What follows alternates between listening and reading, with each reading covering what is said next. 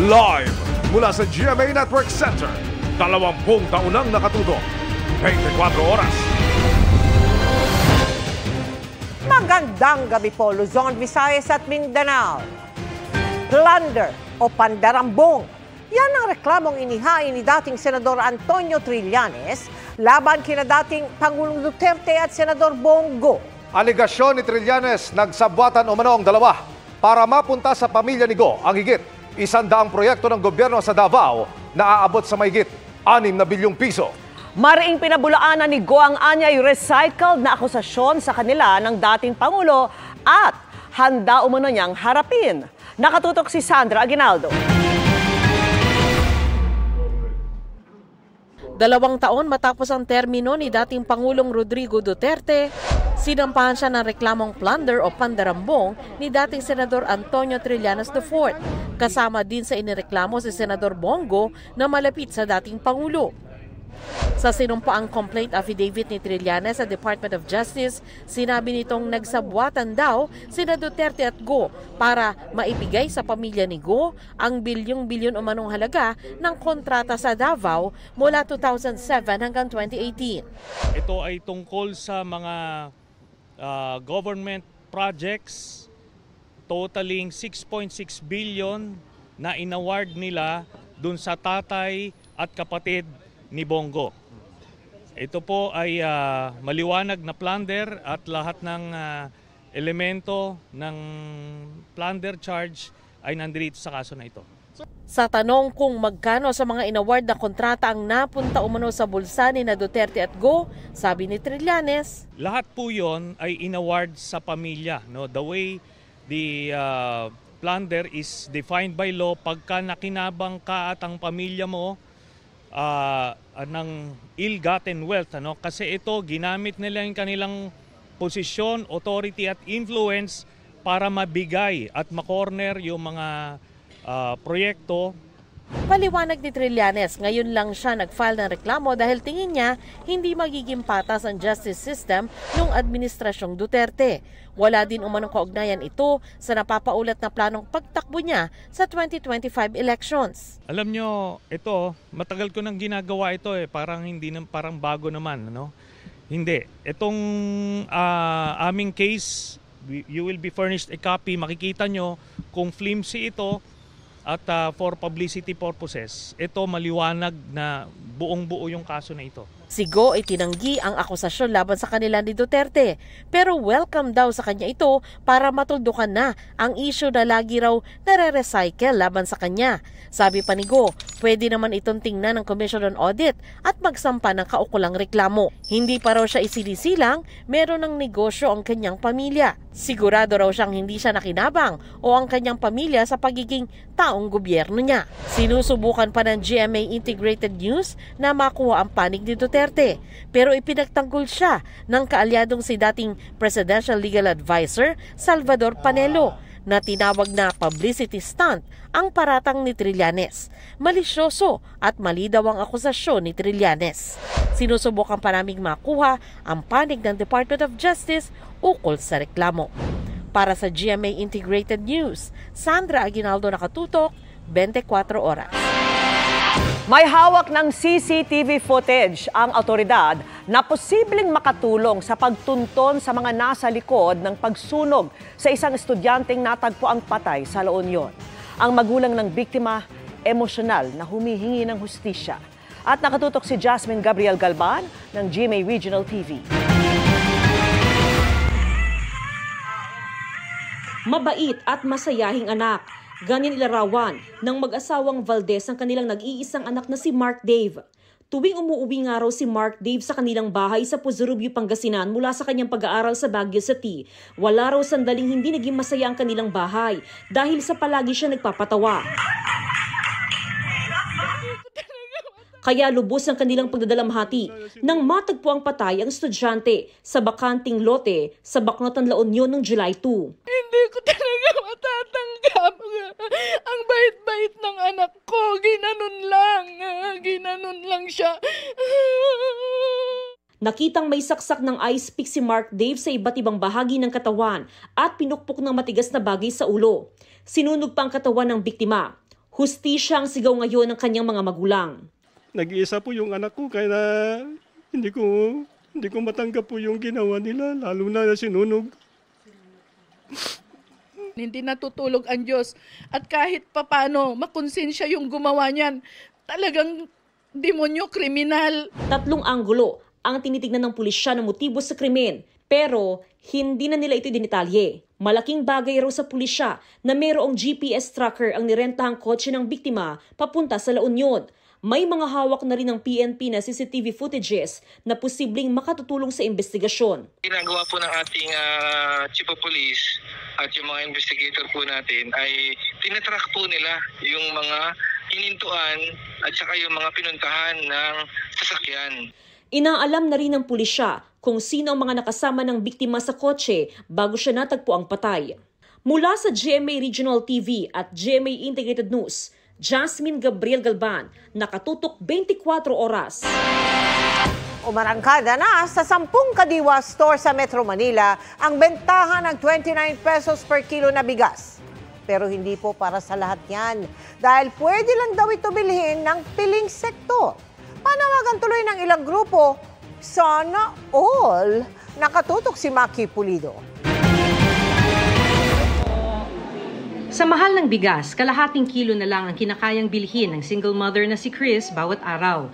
Nakakaranas sila ng gutom, lalo na ang 5 taong gulang niyang anak dahil sa pagtitipid nila sa pagkain. Sakit para sa akin bilang nanay na kumakayod para sa kanya. Isa si Chris sa sumadya sa Kadiwa store sa opisina ng Bureau of Plant Industry sa Malate, Manila para makabili ng 29 pesos kada kilo na bigas.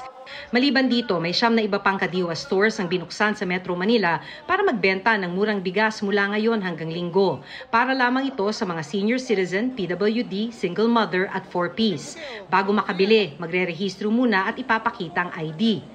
I-input ang mga pangalan na ito sa computer para raw simula bukas, pagkapresenta ng ID sa registration desk, alam na kung sino na ang nakabili. Pwede ba silang umulit? Of course, we want to serve as many people as possible.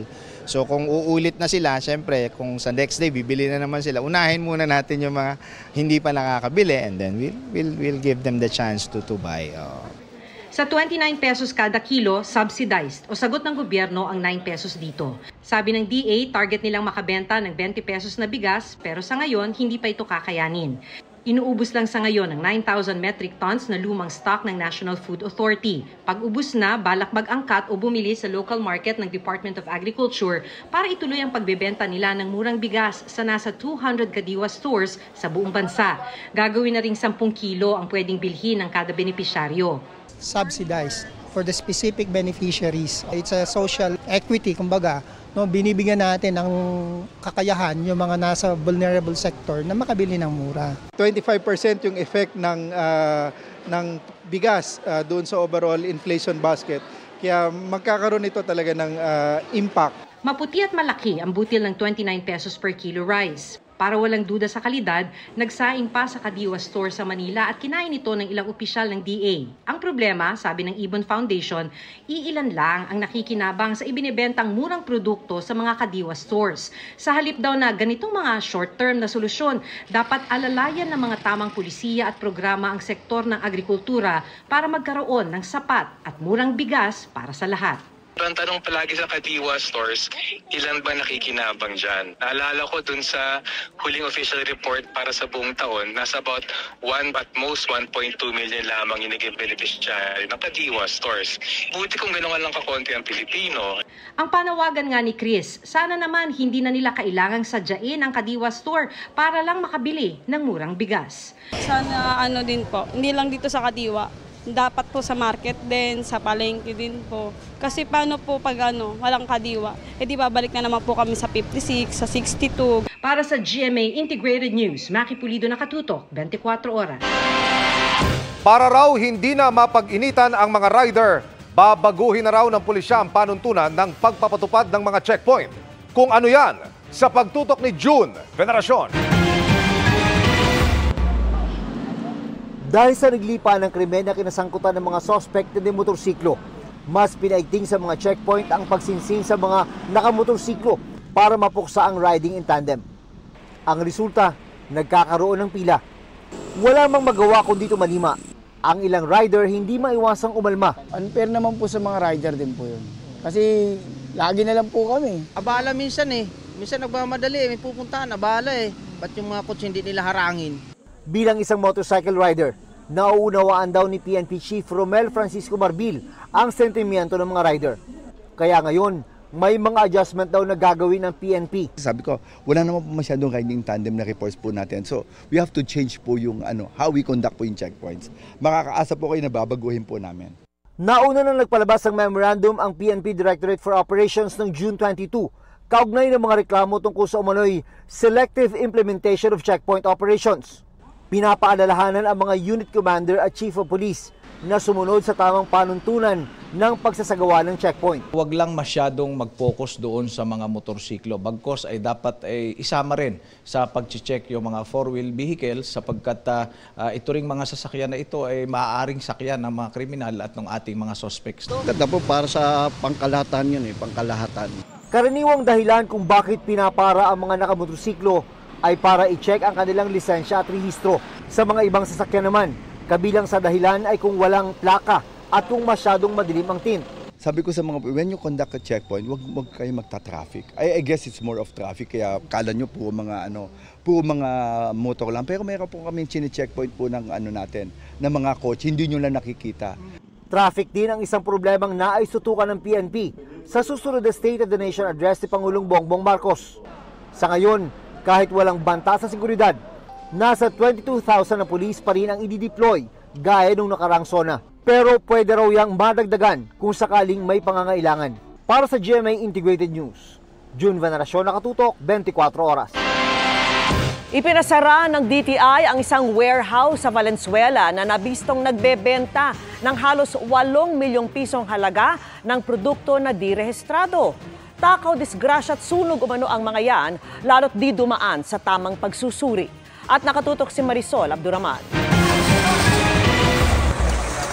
Natigil ang trabaho sa warehouse na ito sa Valenzuela City nang biglang dumating ang mga tauhan ng Fair Trade Enforcement Bureau ng Department of Trade and Industry kasama ang Business Permits and Licensing Office ng lungsod.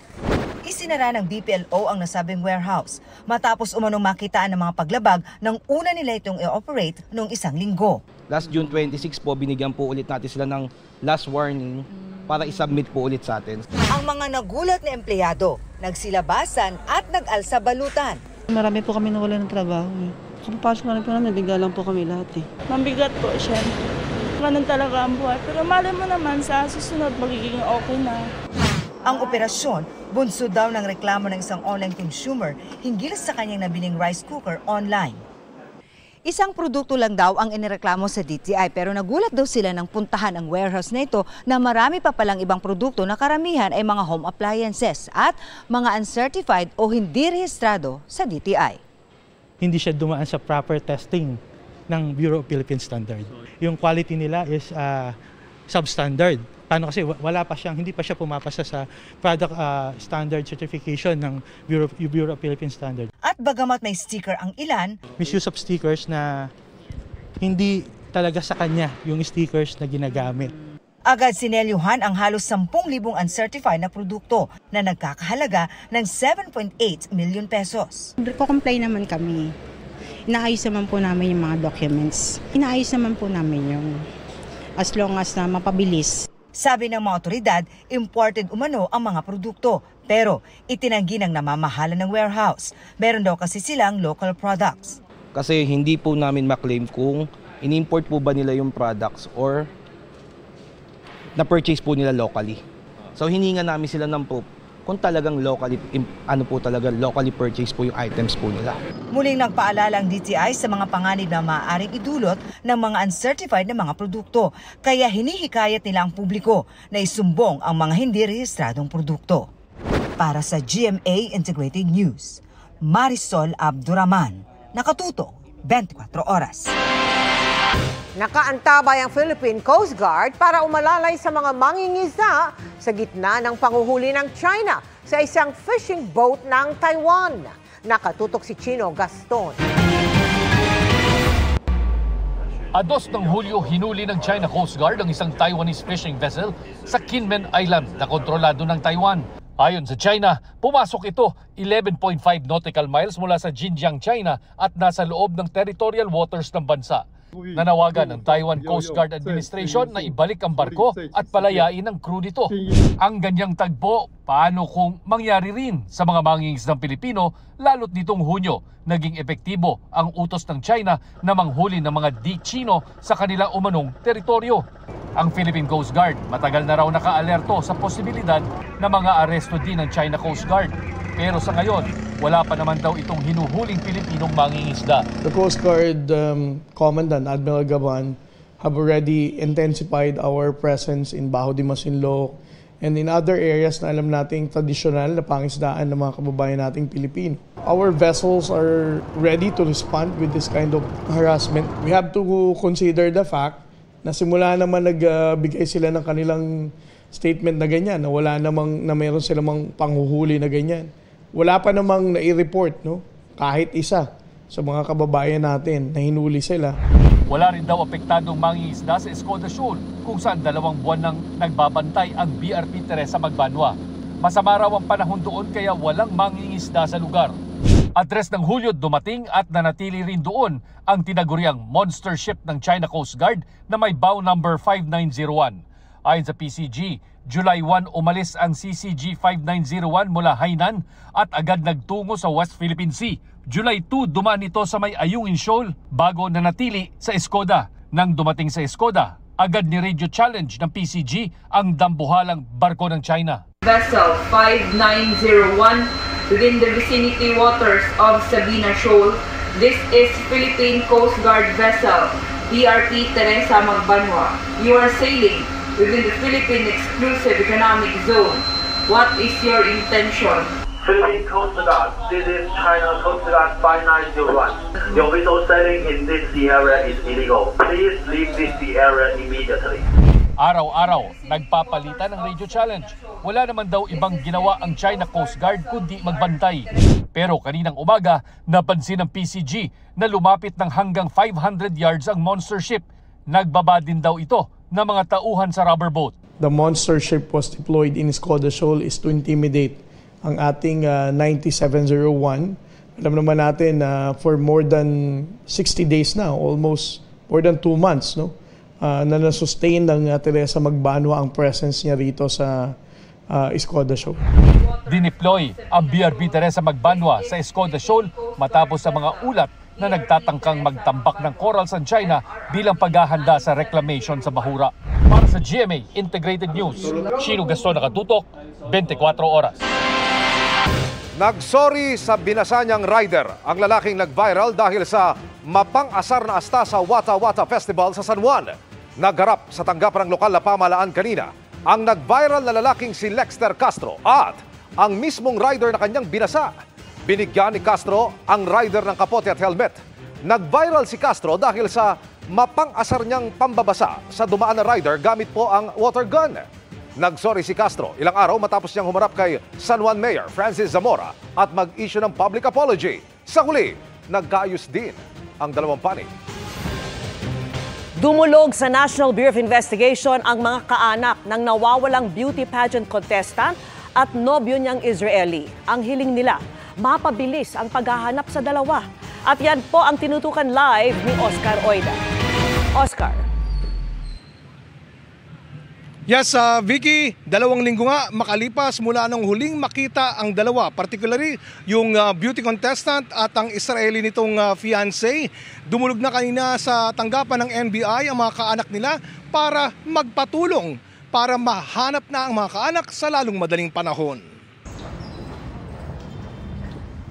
Dumulog na kanina sa tanggapan ng National Bureau of Investigation, Organized and Transnational Crime Division ang mga kapatid ng nawawalang beauty contestant na sina Geneva Lopez at Israeli national na si Yitzhak Cohen.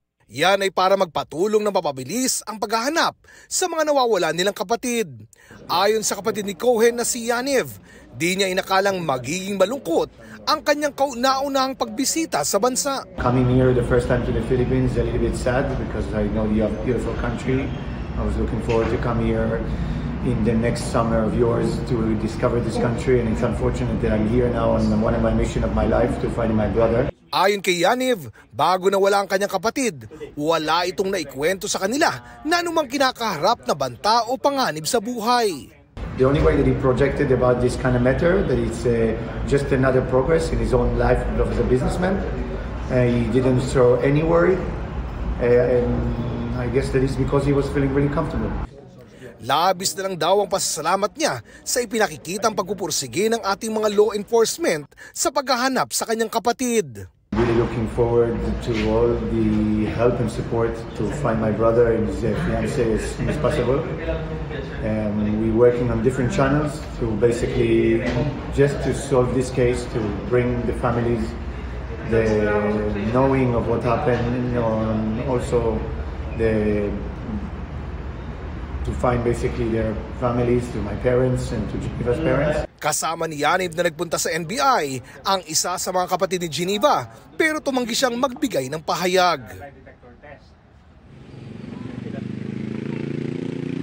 Samantala, Vicky, personal na nagbigay ng kanyang sworn statement dito sa tanggapan ng NBI Tarlac ang sinasabing huling kinatagpo ng magkasintahan bago sila nawala. No? Ayon sa taong tawagin na lang natin sa pangalang Brandon, ay siya raw ang real estate consultant ng dalawa at pawang professional daw ang relationship niya sa mga ito. Ayon sa kanya, hindi raw totoo na siya ay nagtatago taliwas doon sa mga lumalabas na information sa social media. Siya raw ay kusang nagbigay na kanyang statement at pumayag pang sumailalim sa polygraph test para daw patunayan na wala siyang itinatago at hindi siya nagtatago. Vicky? Maraming salamat sa iyo, Oscar Oida. Happy Friday mga kapuso! Mabilis na chikahan tayo para updated sa showbiz happenings. Bibida ang talentong Pinoy sa Round Festival sa Busan, South Korea ngayong buwan. Kasama dyan sina SB19 member Josh Cullen at Zach Tabudlo na produkto ng The Voice Kids. Kasama nilang magpa-perform ang iba pang artist mula sa ASEAN countries. Di mananalo, achievement pa rin ang second runner-up finish ni Brandon Espiritu sa 2024 Mr. Supranational. Ito ang highest placement so far ng Pilipinas sa pageant. Very thankful si Brandon sa mga sumuporta sa kanyang journey. The most awaited crossover in Running Man is happening this weekend. Makikisaya kasi sa PH Runners ang OG runner na si Haha. Bukod sa kanya, Gina Jaden sa challenges si Bianco Umali.